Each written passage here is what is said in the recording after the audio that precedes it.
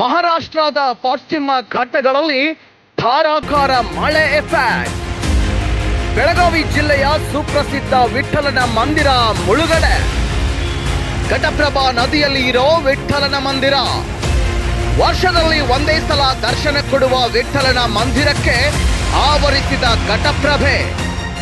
ಹುನ್ನೂರು ಗ್ರಾಮದ ಆರಾಧ್ಯ ದೈವ ವಿಠ್ಠಲ ಮಂದಿರನ ಆವರಿಸಿದ ಘಟಪ್ರಭಾ ನದಿ ನೀರು. ಬೆಳಗಾವಿ ಜಿಲ್ಲೆಯ ಹುಕ್ಕೇರಿ ತಾಲೂಕಿನ ಹುನ್ನೂರು ಗ್ರಾಮ. ಹಿಡಕಲ್ ಜಲಾಶಯದ ಹಿನ್ನೀರಿನಲ್ಲಿ ಮುಳುಗಡೆಯಾಗಿರುವ ಹುನ್ನೂರು ಗ್ರಾಮ. ಹಿಡಕಲ್ ಜಲಾಶಯದಲ್ಲಿ ನೀರು ಕಡಿಮೆಯಾದಾಗ ಮಾತ್ರ ದರ್ಶನ ಕೊಡುವ ವಿಠ್ಠಲ್. ಸುಮಾರು 148 ಅಡಿ ಎತ್ತರದ ವಿಠ್ಠಲ ಮಂದಿರದ ಗೋಪುರ. ಸದ್ಯ 128 ಅಡಿಯಷ್ಟು ದೇವಸ್ಥಾನವನ್ನ ಆವರಿಸಿರುವ ಘಟಪ್ರಭಾ ನದಿ ನೀರು.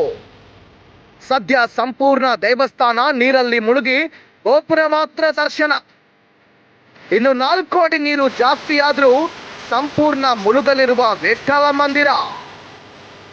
ನಮ್ಮ ನಡೆ ಭ್ರಷ್ಟಾಚಾರ ತಡೆ. Doctor Ravi B Kamble, RK 22 news Kannada, Hukkeri.